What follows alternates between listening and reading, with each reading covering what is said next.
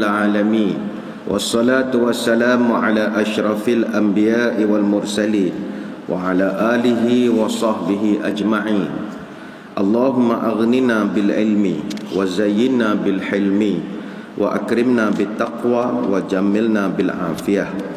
نويت التعلم والتعليم والتذكر والتذكير والنفع والانتفاع والإفادة والاستفادة والحث على التمسك بكتاب الله وسنة رسوله ودعاء إلى الهدى والدلالة على الخير ابتغاء وجه الله ومرضاته وقربه وثوابه لله تعالى. Bagi memula dan memuliakan pengajian, marilah sama-sama kita membaca Ummul Kitab Suratul Fatihah. Moga majlis diberkati ilahi. Rabbana taqabbal minna bisiril Fatihah.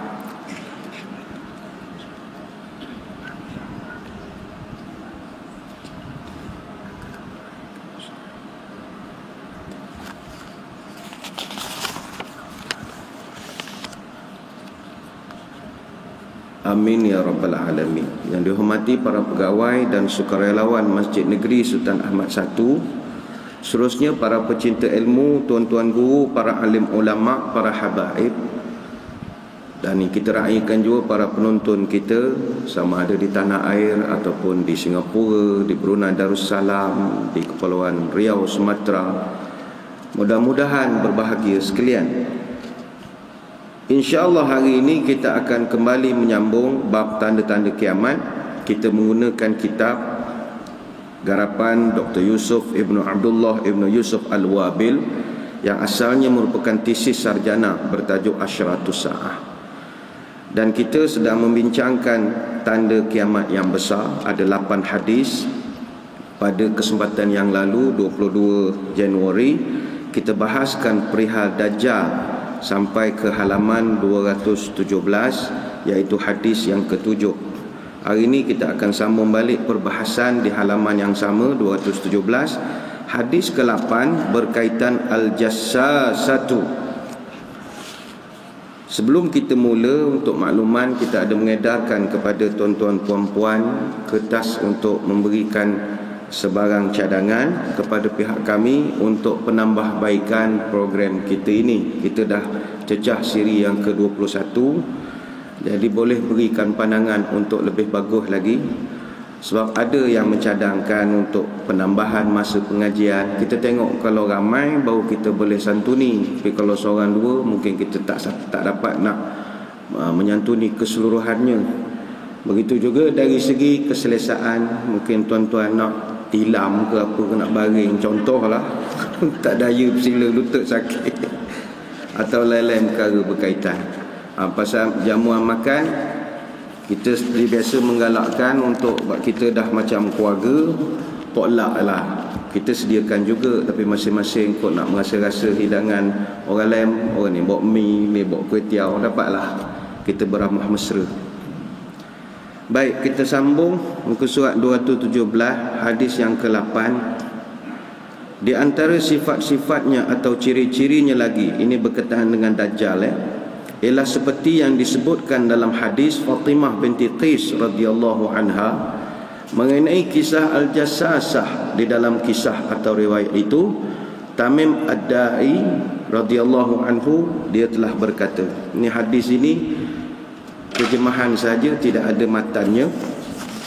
Matannya adalah fa'iza fihi a'zamu insanin ra'ainahu qattu khalqan wa ashadduhu withaqan majmu'atun yadahu ila unuqihi ma baina rukbatayhi ila ka'bayhi bil hadid.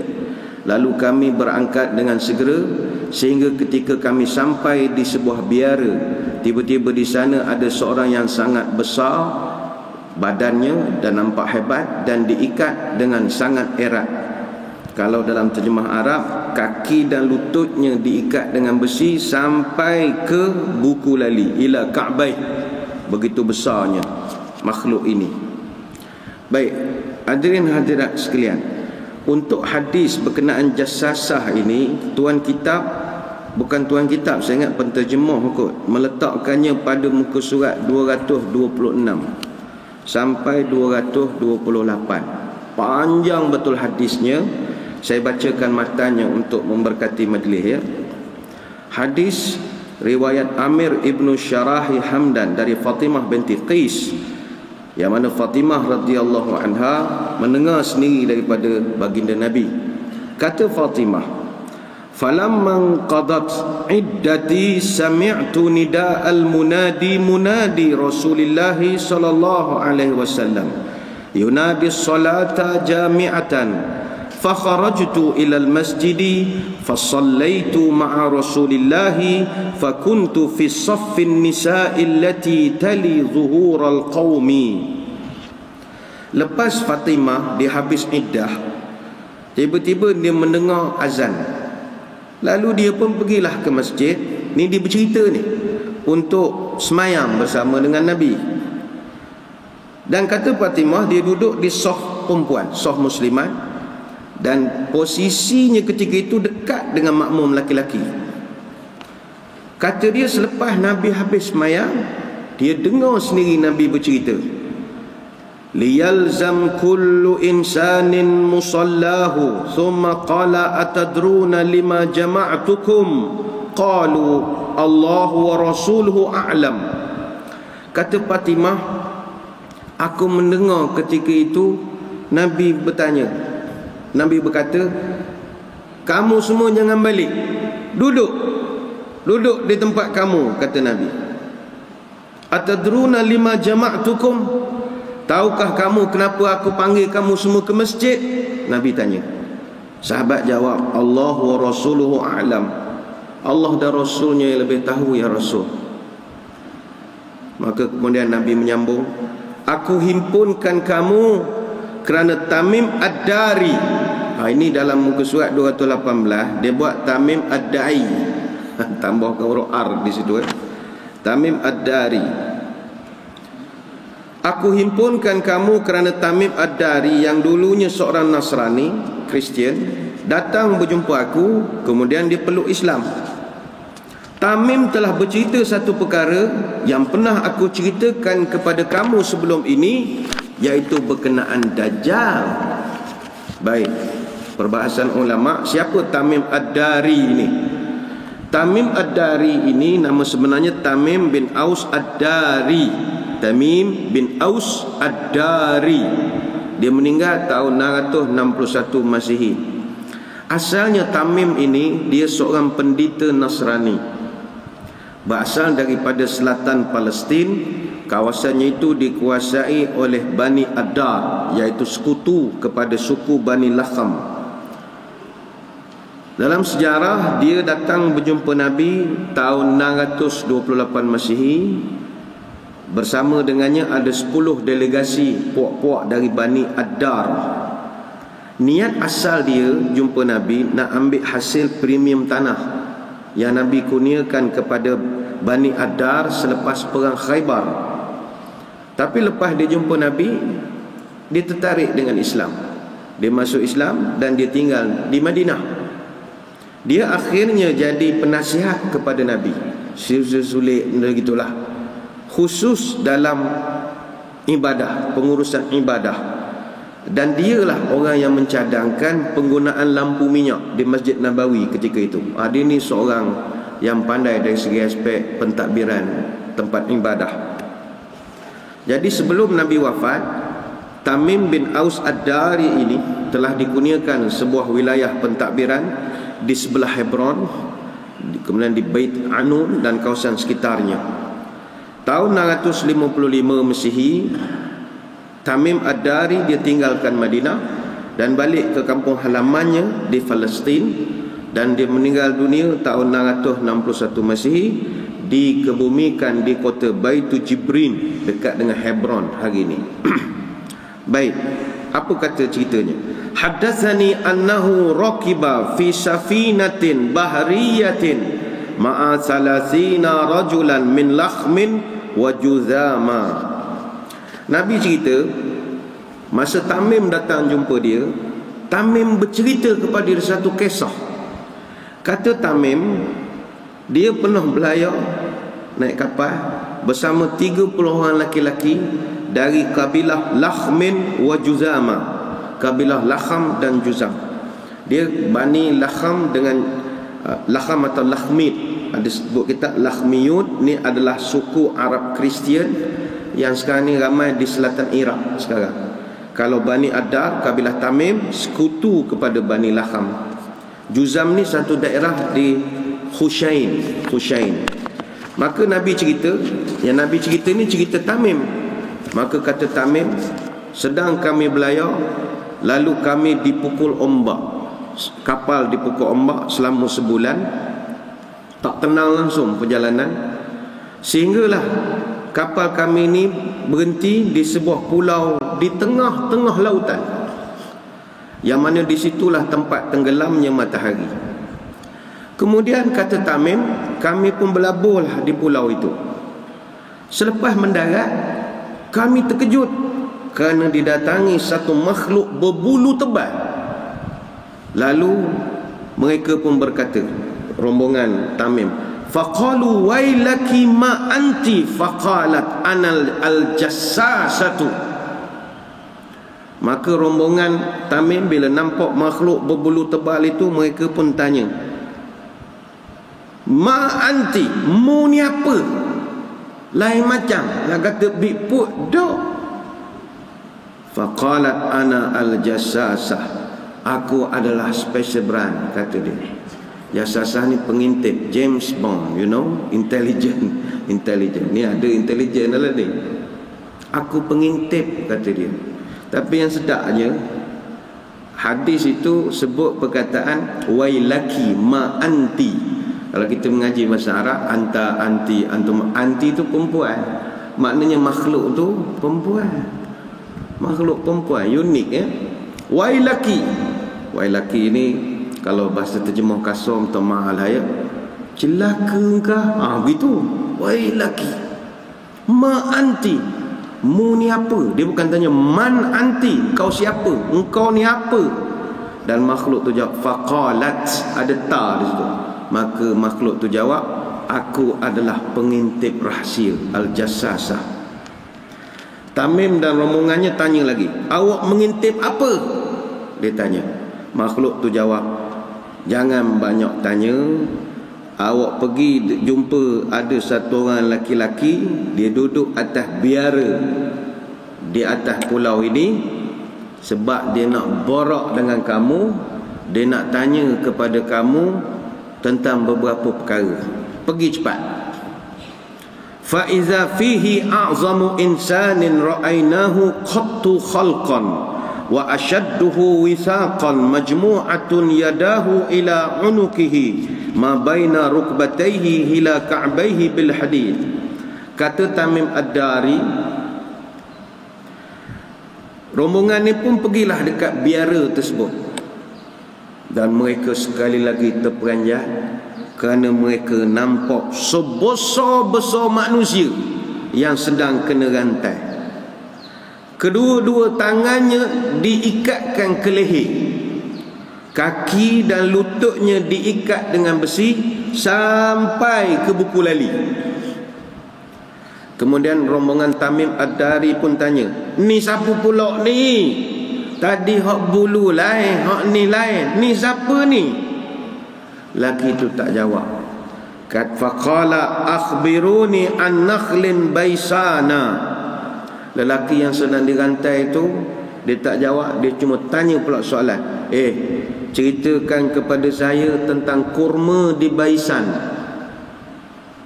Jawab Tamim dan kawan-kawannya, tak berapa nak berbuah dah kurma di Baisan.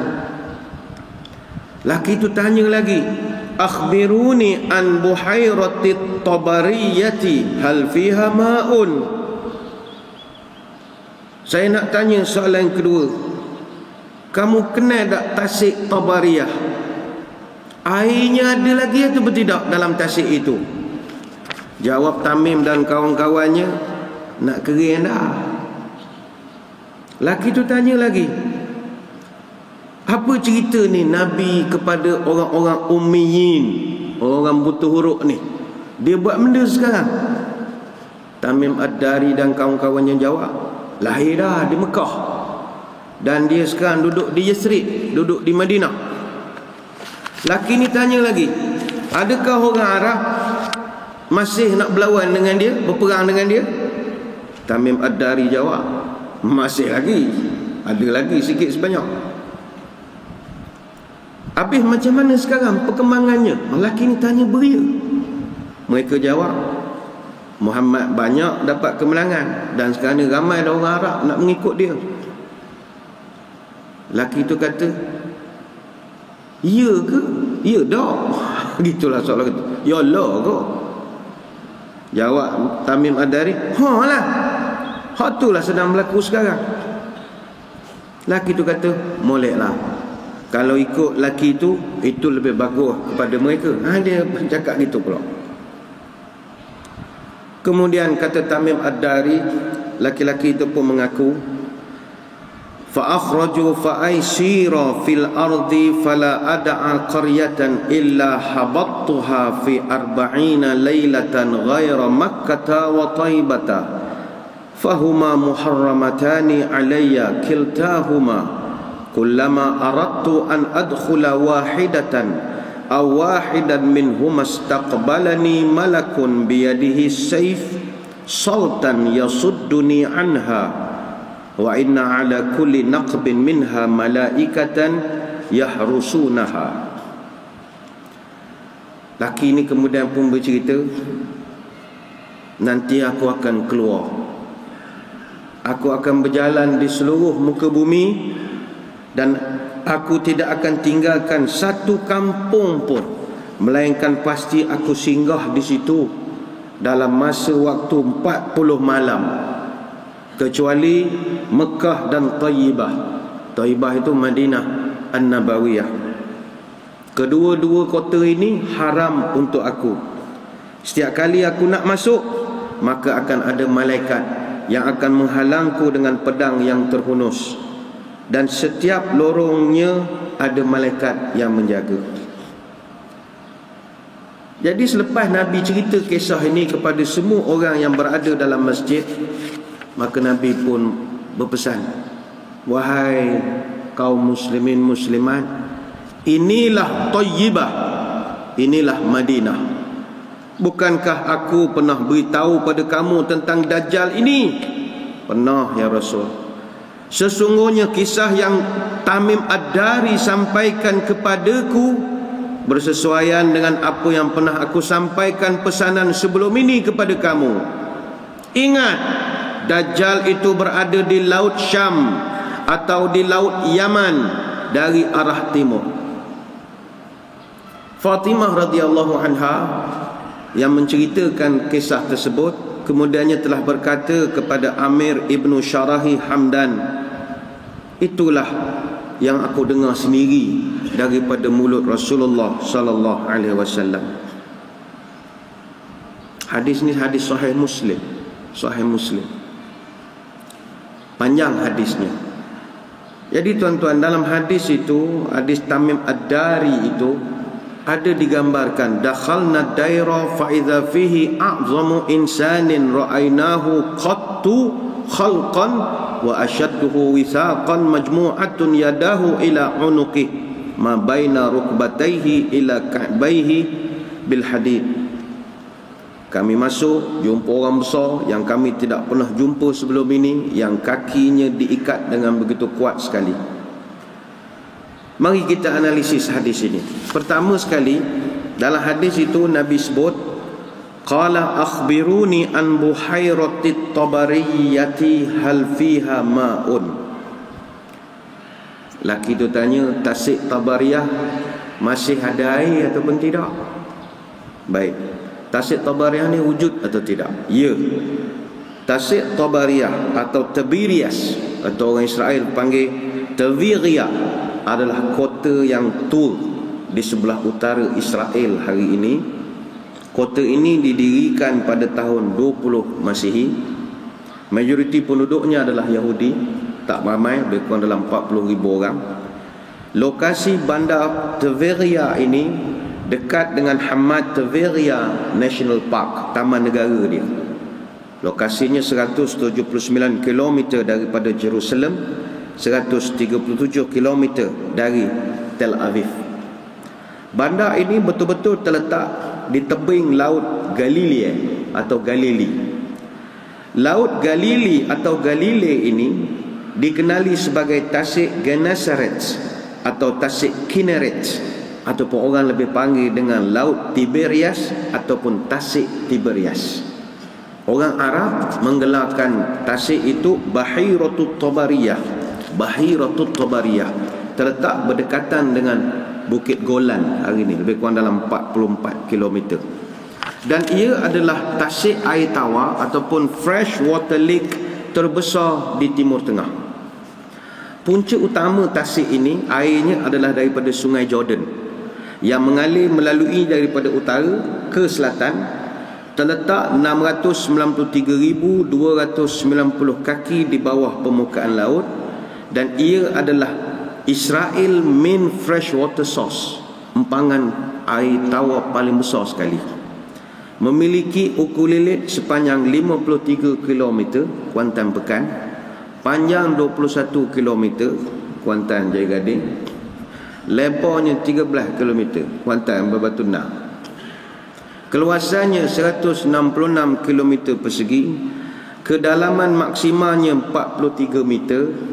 Pada kedalaman 209 meter di bawah paras laut, ia adalah tasik air tawar terendah di bumi dan tasik kedua terendah di dunia selepas Laut Mati.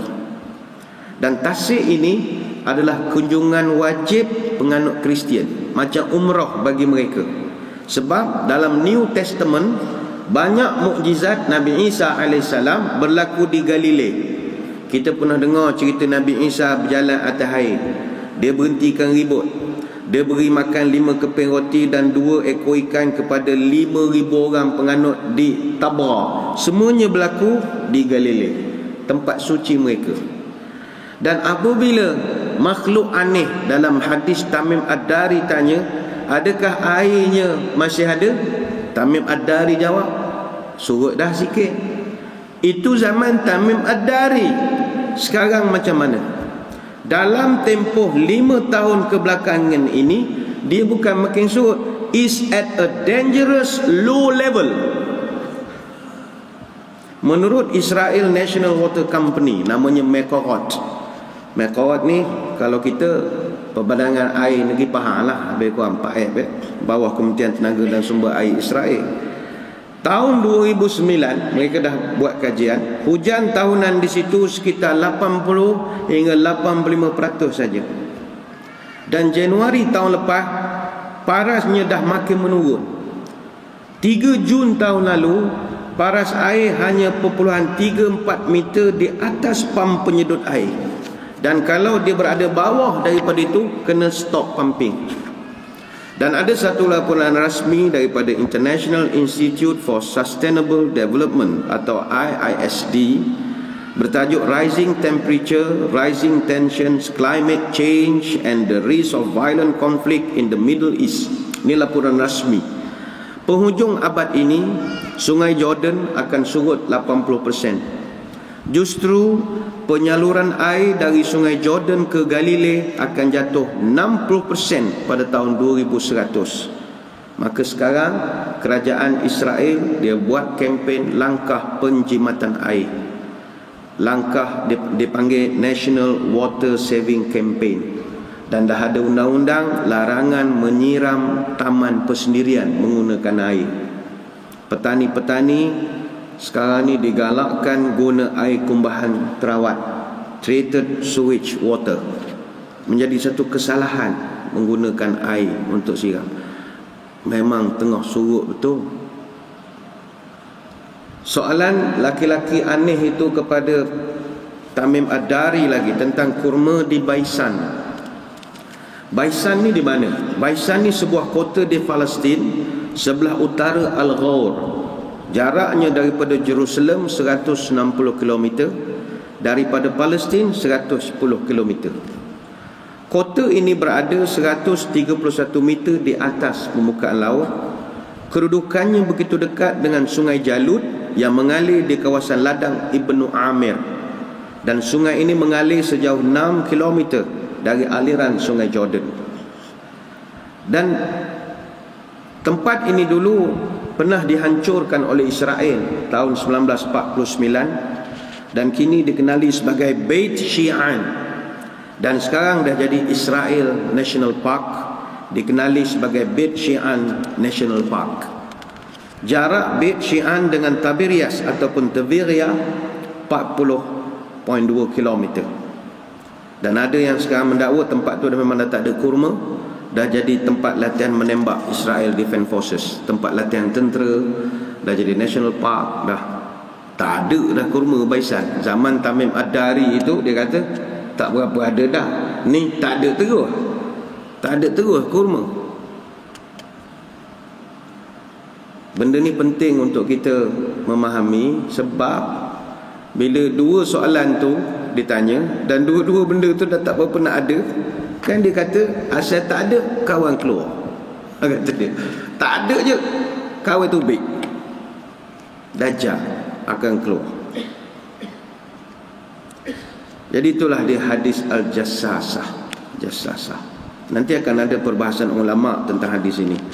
Selesai hadis Al-Jassasah, kita sambung hadis yang ke-9 ke surat 218. Dan di dalam hadis Imran bin Husain, dia berkata, aku dengar Rasulullah sallallahu alaihi wasallam bersabda, ma baina khalqi adama ila qiyamis saati khalqun akbaru minad dajjal.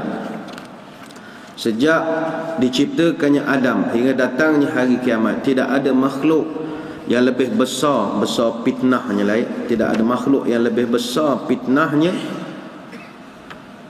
daripada Dajjal. Hadis dalam Sahih Muslim. Imam An-Nawawi dalam kitab Al-Minhaj Syarah Sahih Muslim mengatakan, yang dimaksudkan tidak ada fitnah yang lebih besar daripada Dajjal adalah tidak pernah wujud apa-apa fitnah yang lebih besar daripada itu. Tidak ada. Never.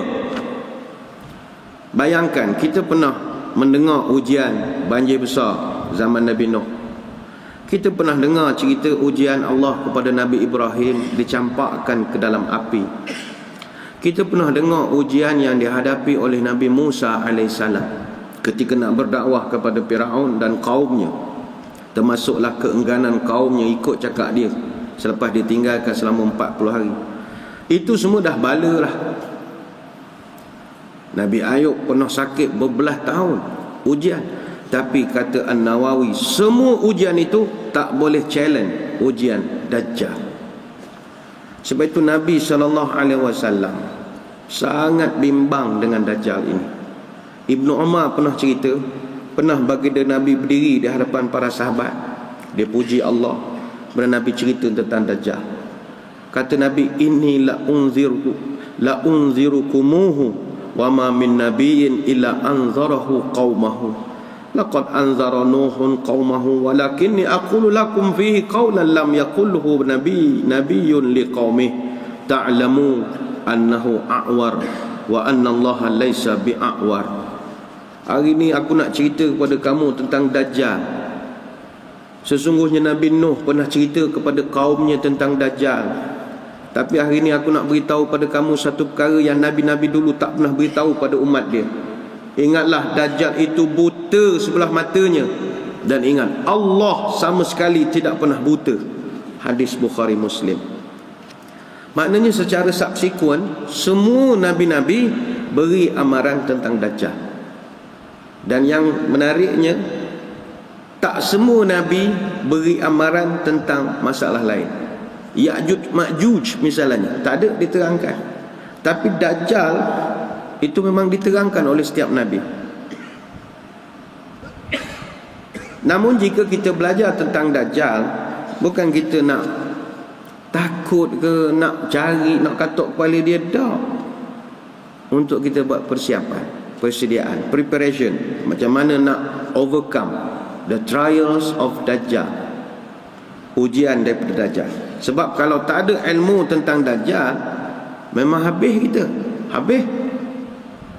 Tuan-tuan cuba tengok ya, hebat tak hebat Dajjal punya penangan. Kenapa tak ramai penceramah cerita pasal Dajjal? Perasan atau tidak? Buka YouTube, cari penceramah yang tuan-tuan minat yang cerita pasal Dajjal. Penceramah sekarang banyak cerita, kalau ceramahnya keluarga bahagia, rahsia suami isteri, buat kelakar sikit, isteri gemuk naik motor terangkat, kita pun gelak. Itu sajalah.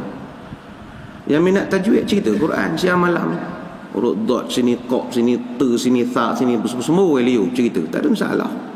Yang minat taranum dia. Berapa orang dalam seminggu tuan-tuan menengok rancangan agama di televisyen daripada pagi sampai ke malam yang ada cerita tentang Dajjal? Payah. Kenapa tak cerita? Powernya Dajjal. Terror tak terror? Bukan kita mengangkat darjah tu terror tak. Orang tak perasan nak cerita hadir. Tapi jangan heran kalau ramai asatizah tak bercerita tentang Dajjal. Sebab Nabi pernah sebut, la yakhrujud dajjalu hatta yazhalan nasu an zikrihi wa hatta tatrukal a'immatu zikrahu alal manabir. Dajjal tidak akan keluar sehinggalah manusia lupa untuk mengingati dia, dan sehingga para ulama, para imam tidak lagi bercerita tentang Dajjal di atas mimbar, kata Nabi. Bila dah tak bercerita, dia akan keluar. Bila kali terakhir tuan-tuan dengar khutbah tentang Dajjal? Hampir tak ada. Yalah, khutbah kita standard lah, cerita kemalangan jalan raya, jimat air, jangan lawan mak ayah, jangan kelahi, utamakan pembelian orang Islam. Tak ada isu tajuk itu. Di mana peringatan tentang Dajjal? Kelas takmir seminggu ada tajuk Dajjal? Tak ada. Forum perdana malam Jumaat ada tajuk Dajjal? Tak ada. Mudah cerita. Berapa lagu nasyid cerita pasal Dajjal? Yang kita dengar nasyid siang malam pagi petang. Berapa lagu nasyid cerita pasal Dajjal? Penyanyi mana yang pernah mengingatkan peminatnya tentang Dajjal? Tak ada. Adalah seorang, kumpulan Bumi Putra Rockers. Dulu dia ada zaman rock kapak dulu lah ya. Dia buat lagu Dajjal. Itu jelah satu. Kok saya tak tahu yang lain, wallahualam, tibalah bagi pendapat ya. Tapi bukan kita menyalahkan mereka. Itulah Dajjal, dia camouflage. Dia mengaburi sampai kita terlepas pandang nak cerita hadir. Sedangkan Nabi sebut, inilah peringatan Nabi-Nabi pada dulu sampai aku ni, ingatkan umat tentang bahaya Dajjal. Sekarang kurang. Jadi kita bersyukur kehadrat ilahi, kita di Masjid Negeri lepaslah tanggungjawab ini, mengingatkan masyarakat tentang beringatlah dengan Dajjal. Dan kepada para penonton di luar pun, hati-hatilah dengan Dajjal. Allahumma ashhad alaihim, Allahumma balaghtu. Tuhan bersaksilah, kami di Masjid Negeri dah sampaikan pada masyarakat supaya berhati-hatilah dengan Dajjal. Selesai hadis yang ke-9. Hadis yang ke-10, muka surat yang sama, iaitu Dajjal dia tidak memiliki keturunan. Ni hadis dalam kitab tak ada matan. Hadis Abu Sa'id Al-Khudri tentang kisah Ibnu Sayyad. Ibnu Sayyad ni sedap juga. Sedap cerita Ibnu Sayyad ni. Dia berkata kepada Abu Sa'id, bukankah engkau pernah mendengar Rasulullah sallallahu alaihi wasallam bersabda, innahu la yuladu lahu, sesungguhnya Dajjal tidak boleh memiliki keturunan? Maka Abu Sa'id berkata, benar, hadis dalam Sahih Muslim. Abu Sa'id kan kita akan cerita. Jadi tuan-tuan sekalian, kesimpulan daripada 10 hadis yang kita dah tengok tentang Dajjal ini, kita simpulkan sifatnya ada 3 belah. Pertama, Dajjal adalah lelaki, keturunan Nabi Adam. Maknanya Dajjal bukannya coronavirus, bukannya bakteria, bukannya televisyen, bukan sistem, bukan. Berdasar pada hadis ya. Yang kedua, Dajjal muda, bukan orang pencet ya. Orang muda dengan sebih lagi. Yang ketiga, Dajjal kulitnya kemerah-merahan, reddish, macam kulit orang Korea lah gambarnya ya. Benda tu flawless reddish white kita panggil. Yang keempat, Dajjal pendek-pendek. Macam orang Korea juga agaknya, pandok-pandok ya. Yang kelima, jarak antara kedua betihnya berjauhan sedikit sehingga membentuk huruf O.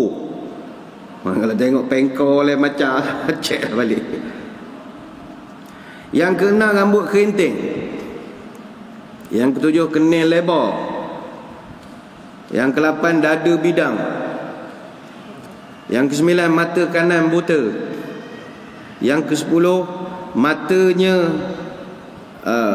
seakan-akan buah anggur yang menonjol, looks like a bulging out grape. Macam kan kita pernah cerita dulu Dajjal ni dua-dua matanya tak sempurna. Yang ke-11, di atas matanya yang kiri ada daging keras yang tumbuh. Yang ke-12, antara kedua matanya tertulis kafara dengan huruf yang terputus-putus, ataupun ka-alif pera, kafir, dengan huruf yang bersambung. Dan kita sebutkan setiap Muslim boleh membaca tulisan itu, sama ada dia suka Jawi atau benci Jawi, dia dua-dua boleh baca. Yang ke-13, dia mandul, tidak memiliki anak. Itu yang kita simpulkan dari 10 hadis itu ya. Selesai. Topik yang kelima, muka surat 219, adakah Dajjal masih hidup? Ini ada sedikit perbahasan lah. Apakah Dajjal masih hidup sekarang ini, dan adakah dia sudah wujud di zaman Nabi dulu? Sebelum kita menjawab dua pertanyaan ini, elok kita ketahui sedikit tentang Ibnu Sayyad. Adakah dia Dajjal atau bukan? Jika Dajjal itu bukan Ibnu Sayyad, apakah Dajjal sudah pun ada sebelum dia menampakkan fitnahnya ataupun belum? Maka tuan kitab Yusuf Wabil mengatakan, timbul sedikit kemusykilan di kalangan para ulama tentang isu Ibnu Sayyad ini.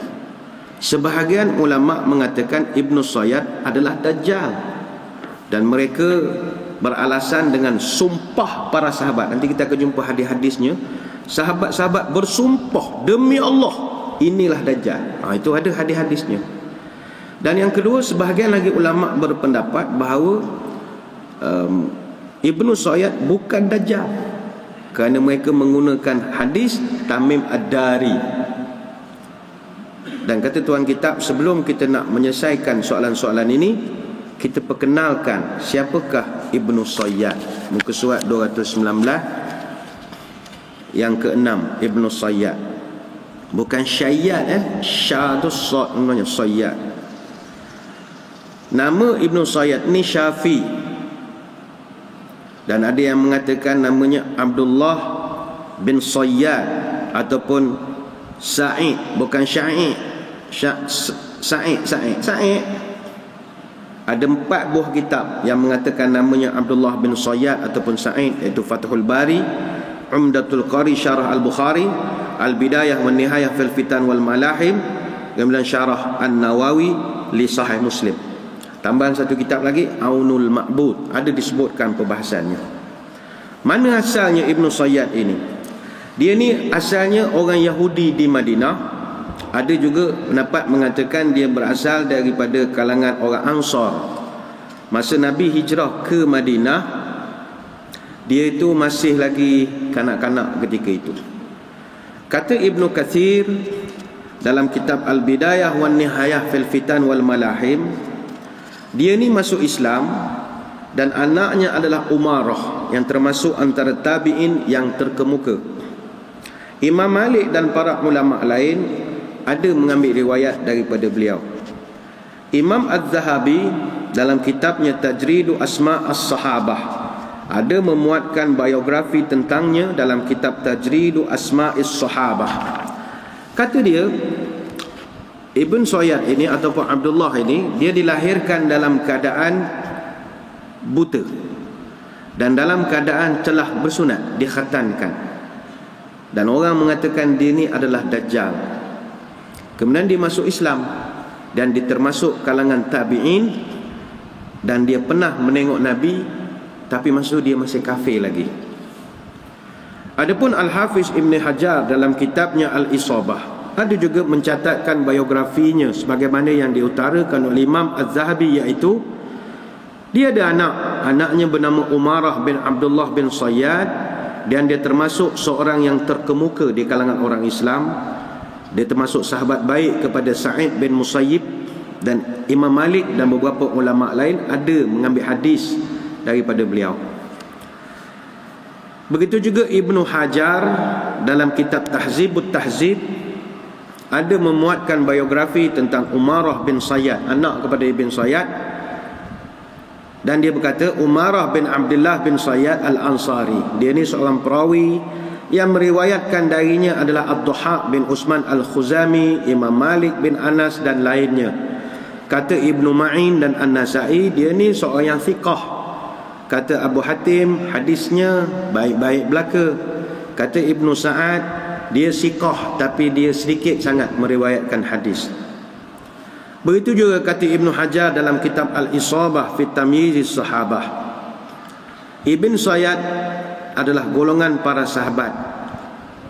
Dia benar, dan ramai yang mengatakan dia benar-benar adalah Dajjal. Akan tetapi keadaan bertemunya dengan Rasulullah itu belum dapat diperbahaskan. Akan tetapi dia masuk Islam. Dia termasuk golongan tabi'in yang pernah melihat wajah baginda Nabi, sebagaimana yang diriwayatkan oleh Az-Zahabi. Ini para ulama ada mencatatkan perihal Ibn Sayyad dan anaknya ini. Mungkin tuan-tuan kata, kata tadi Dajjal tak ada anak, molek anak jadi ulama hadis. Kan kata tuan kita ada dua pendapat yang kuat. Satu mengatakan dia Dajjal, satu katakan tidak. Ini kita akan bahaskan. Sebab orang yang bercerita tentang Dajjal, ini tuan-tuan dah mengaji tentang Dajjal, bila bahas tentang Dajjal, dua watak utama tak boleh tak bincang. Pertama, Al-Jassasah. Yang kedua, Ibn Sayyad. Orang yang mengajar tajuk Dajjal tak sebut dua hadis ini, tak sempurna dia punya perbahasan. Baik, muka surat 220 perkara yang ketujuh, Ihwal Ibn Sayyad. Ibn Sayyad dikatakan sebagai seorang pembohong yang besar. Ada masa dia ni nujum, tukang telik. Ada masa dia punya telekan dia tu betul, dan ada masa salah. Maka disebab itulah dia ni, orang kata dia ni adalah Dajjal. Topik yang ke-8, pengujian Nabi SAW terhadap Ibn Sayyad. Ketika tersebar berita tentang Ibn Sayyad, kononnya dia adalah Dajjal, mana dah jadi viral dah ketika itu di Madinah. Sebab Nabi terangkan dia punya indikator Dajjal ni begini. Jadi sahabat nampak Ibn Sayyad ni macam ada gaya dia ni Dajjal. Tapi cerita-cerita itu bukan sekadar cerita biasa, dah sampai jadi buah mulut yang tersebar luas, sehingga Nabi SAW sendiri pun teruja nak tahu. Sampai begitu. Baik itu dalam kitab ni sebut, Nabi pun eager nak tahu, iya ke? Sampaikan Nabi pergi sembunyi-sembunyi, nyamuk nak supaya nak siasat jangan sampai Ibn Sayyad perasan. Dan Nabi memang berharap supaya dia ada dapat finding apa-apa. Nabi dah sedia beberapa pertanyaan untuk nak membongkar misteri dan juga rahsia Ibn Sayyad ini. Dalam hadis dari Ibnu Umar dicatatkan di muka surat 221, ni tak ada matan hadisnya itu ya. Anna Umar bin Al-Khattabi intalaqa ma'a Rasulillah sallallahu alaihi wasallam fi rahdin qibala ibn Sayyad hatta wajadahu yal'abu ma'a sibyani 'inda utumi bani Maghalatah. Bahawasanya Umar Al-Khattab bersama dengan Nabi telah berangkat dengan beberapa orang sahabat untuk berjumpa dengan Ibn Sayyad. Masa tu mereka tengok Ibn Sayyad tengah bermain dengan beberapa orang budak laki-laki dekat dengan benteng tembok Bani Maghalah. Dalam Fathul Bari disebutkan Ibnu Maghalah ini sebuah kabilah di kalangan Ansar, dan mereka ni duduk sebelah bahagian kanan Kalau kita berdiri menghadap Masjid Nabawi, dia duduk alik kanan. Sama balik. Waqad qaraba ibn Sayyadin yawma idzin al-huluma falam yash'ur hatta daraba Rasulullah sallallahu alaihi wasallam zahrahu biyadihi. Ketika itu umur Ibnu Sayyad hampir nak akil baligh. Dia tak perasan Nabi, sampailah Nabi tepuk punggung dia dengan tangan dia. Daraba Rasulullah zahrahu biyadihi. Nabi pergi pukul punggung dia sekali. Kemudian Nabi bertanya kepada Ibnu Sayyad, "Atashhadu anni Rasulullah?" Ini muka surat 201 terjemahan tu ya. "Adakah awak bersaksi saya Rasulullah?" Dia tanya kepada Ibnu Sayyad. Ibnu Sayyad dia pandang muka Nabi. Dia pun kata, "Ashhadu annaka rasulul ummiyin." Aku naik saksi, engkau adalah utusan untuk semua manusia yang buta huruf, kata dia. Budak jawab begitu. Lepas tu Ibnu Sayyad dia pula tanya Nabi, "Atashhadu anni Rasulullah?" Mau naik saksi aku pun Nabi juga, utusan Allah. Farafadahu Rasulullah sallallahu alaihi wasallam faqala, "Amantu billah wa bi rasulih." Nabi tolak Ibnu Sayyad. Dia kata, "Aku hanya beriman kepada Allah dan rasul-rasulnya." Ibnu Sayyad diam. Kemudian Nabi tanya, "Mu nampak apa? Mu nampak apa sekarang?" Kata Ibnu Sayyad, "Ya'tini sadiqun wa kadhibun." Kata dia, hak mari jumpa aku ni seorang jujur, seorang penipu. Dia tok bomoh jawab lain. Dia tok bomoh punya saya kan lain. Dia kita tanya lain, jawapannya pas apa lain. Kemudian Nabi kata kat dia, "Khullita alaikal amru." Mu ni bolok sungguh. Pikiran engkau kacau bilau, kata Nabi. Mana bolok gitu, kata Nabi. Kemudian Nabi tanya, faqala Rasulullah, "Inni khaba'tu laka khabi'an." Budak katanya, aku minta pada kamu kira apa yang ada sembunyi dalam hati aku sekarang. Kalau mu tera, hati aku tengah fikir apa. Ni sama babak macam cerita nujum 4 belalang lah. Ketika ahli nujum 4 belalang dengan ahli nujum negeri Masai, negeri Masai. Dah tak ada soalan nak tanya, dalam tangan ada apa. Dah tak ada soalan, dalam tangan ada apa. Nabi pun tanya, dalam hati aku ada benda.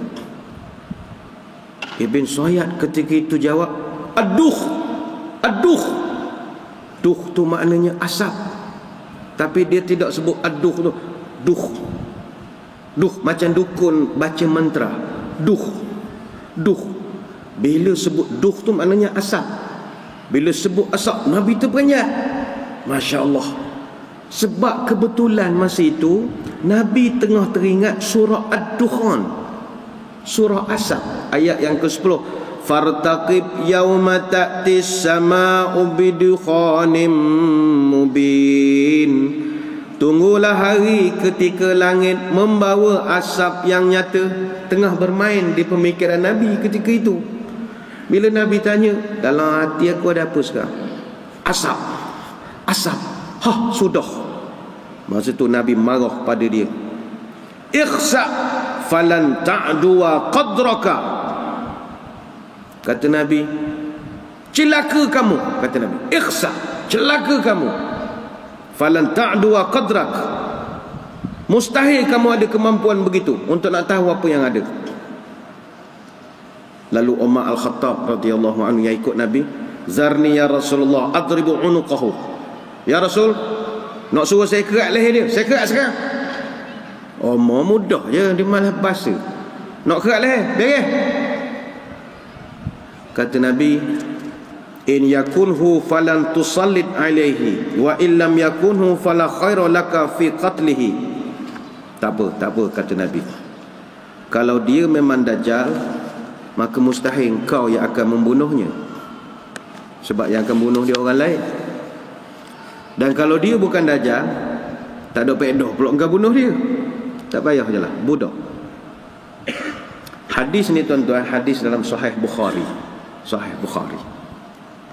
Kata Ibnu Katsir di dalam tafsirnya, sesungguhnya Ibnu Sayyad, dia dapat menyingkap sesuatu dengan cara yang telah digunakan oleh dukun, dengan lisan jin yang memutus-mutuskan perkataan. Sebab itu apa yang berlaku ketika itu adalah bersumber daripada bisikan jin ketika itu. Dalam riwayat yang lain, ni muka surat 221 pun tak ada matan juga. Nabi tanya kepada dia, Ibn Sayyad, apakah yang engkau lihat? Mu nampak apa? Qala ara arsyan 'alal ma'i. Aku melihat ada singgasana di atas air. Dia jawab gitu pula. Faqala Rasulullah, tara arsya iblisa 'alal bahri wa ma tara. Oh, kata Nabi, yang kau nampak singgasana itu adalah istana iblis di tengah lautan. Wa ma tara. Apa lagi yang kau nampak wahai Ibnu Sayyad? Qal ara sadiqaini wa kaziban au kazibaini wa sadiqan. Yang aku nampak depan aku dua orang jujur, seorang penipu, ataupun dua orang penipu, seorang hak jujur.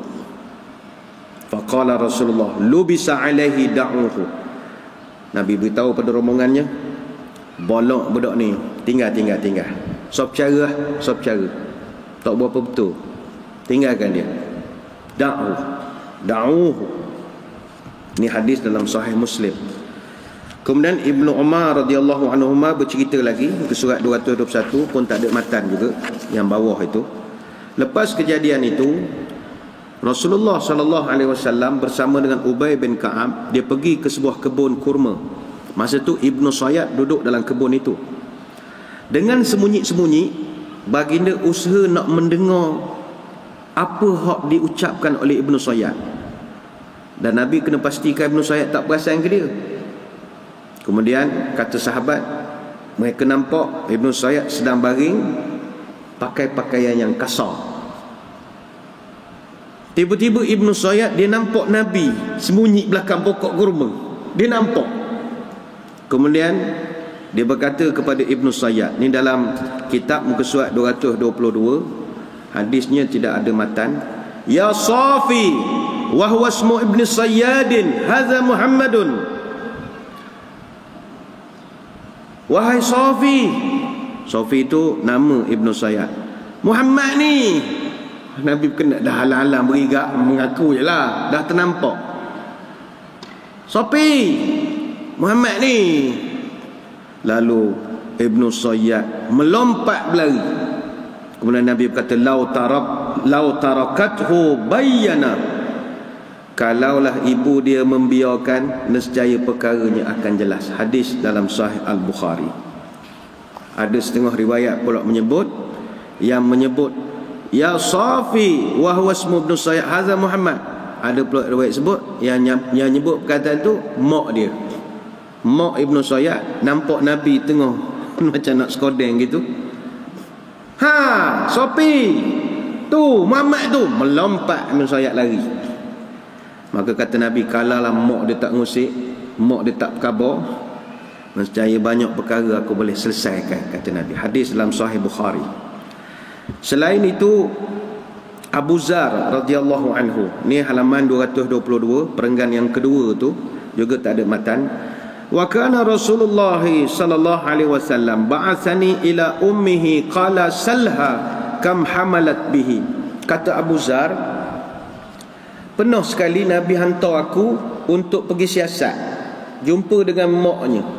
Baginda pesan, tanya pada mak dia, kam hamalat bihi, kau dulu ngandung ke Ibn Sayyad ni berapa lama?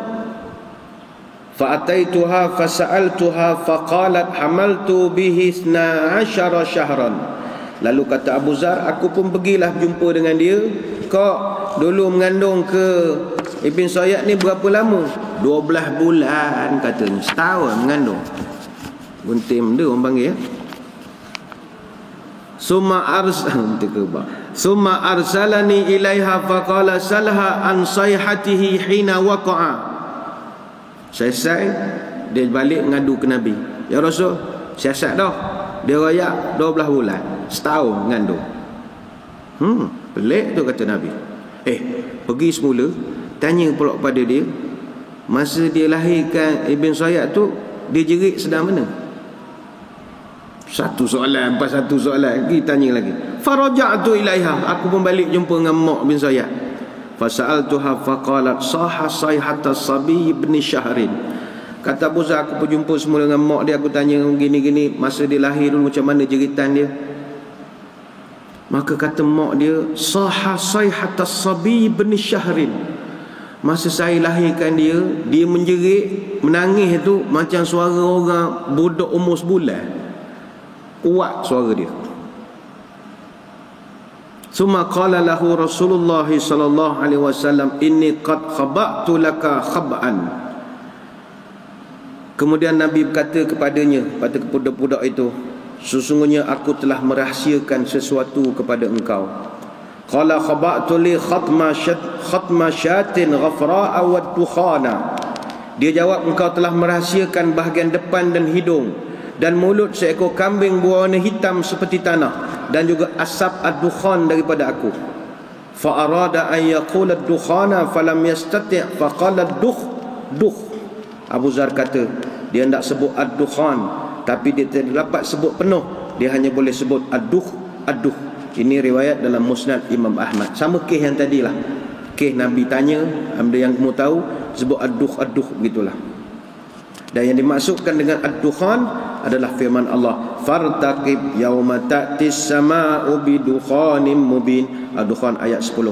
Maka tunggulah hari ketika langit membawa kabut ataupun asap yang nyata.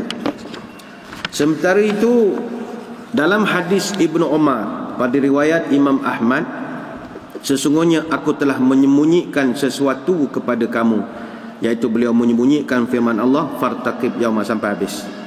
Ibnu Katsir berkata dalam tafsirnya, sesungguhnya Ibnu Sayyad sebagai penyingkap sesuatu dengan cara dukun dan juga menggunakan lisan jin yang membisikkan sesuatu. Kita sambung je lah yang kematian Ibnu Sayyad ni sikit saja. Yang ke-9 muka surat 223, diriwayatkan dari Jabir radhiyallahu anhu, beliau berkata dalam kitab tak ada matan, faqad nabna sayyadin yaumal harrati. Dari Jabir dia berkata, kami kehilangan Ibnu Sayyad. Ini betulkan. Dalam terjemahan ditulis kami kehilangan Ibnu Sayyad pada musim panah. Tak ada kena-mengena, hilang musim panah. Tukar terjemahannya, kami kehilangan Ibnu Sayyad semasa peristiwa Al-Harrah. Semasa peristiwa Al-Harrah. Harrah ni kalau ejaan Arab, alif lam ha ra ta marbutah. Al-Harrah, Jerumi Harrah. Ini kita boleh rujuk dalam Sunan Abi Daud. Ada juga pendapat yang mengatakan Ibnu Sayyad meninggal di Madinah, dan ada sahabat kata kami buka sendiri kapan tengok muka dia dan kami semayangkan dia. Namun Ibnu Hajar dalam Fathul Bari mensahihkan riwayat Jabir, iaitu Ibnu Sayyad mati di Al-Harrah. Selain itu juga Ibnu Hajar ada membawa satu hujah yang menarik daripada Abu Nu'aim Al-Asbahani yang meriwayatkan kitab Tarikh Al-Asbahan. Kata Abu Nu'aim, ketika kami dapat memasuki dan menakluk Asbahan, jarak pasukan tentera kami dengan pasukan tentera Yahudi adalah lebih kurang dalam 1 farsah, 6 km. Biasanya kami datang dengan jalan yang kami dah tentukan. Lalu kami mendatangi satu hari, ternyata orang Yahudi sedang menari-nari dan memukul gendang. Kemudian aku bertanya kepada kawan-kawan, dia berkata, raja kami yang kami minta tolong untuk menakluki orang Arab telah pun masuk ke negeri kami. Lalu aku pun bermalam di rumah dia. Aku tidur. Ketika matahari terbit, tiba-tiba ada kelang kabut tengah-tengah pasukan. Aku memerhatikan ada seorang yang mengenakan mahkota daripada tumbuh-tumbuhan yang harum, dan orang Yahudi memukul gendang berpesta. Aku tengok siapa raja tu yang dia sambut beria tu. Rupanya Ibnu Sayyad, kata. Ni cerita berlaku di Aspahan. Kemudian dia masuk ke Madinah dan aku tak jumpa lagi dia. Cerita Ibnu Sayyad ni tuan-tuan, kita berhenti dekat sini. Ibnu Sayyad ini adalah cerita yang menarik untuk kita bahaskan, sebab ada beberapa hadis tentang bagaimana para sahabat berselisih pendapat, yang mana perselisihan itu adalah perselisihan yang begitu besar sehingga ada yang bersumpah, wallahi inilah Ibnu Sayyad. Dan Ibnu Sayyad ni watak yang begitu misteri sekali yang ada di zaman Nabi, sampaikan dia ni boleh berubah jadi incredible hak. Dia jadi, bila dia marah, dia jadi kembang, shifting creature, dia berubah. Itu ada hadisnya, hadis Sahih Muslim. Kita akan jumpa hadis itu. Dan sehinggalah tiba nanti perbahasan, mungkin Ibnu Sayyad inilah yang kita hari ini kenal dengan satu dinasti keturunan Rothschild yang terkenal sekarang ini. Siapakah Rothschild ni? InsyaAllah kesempatan minggu depan kita akan bahaskan. Jadi kita kira sekadar itu dulu perbahasan pada pagi ini. InsyaAllah pada minggu hadapan kita akan kembali menyambung tentang Ibnu Sayyad.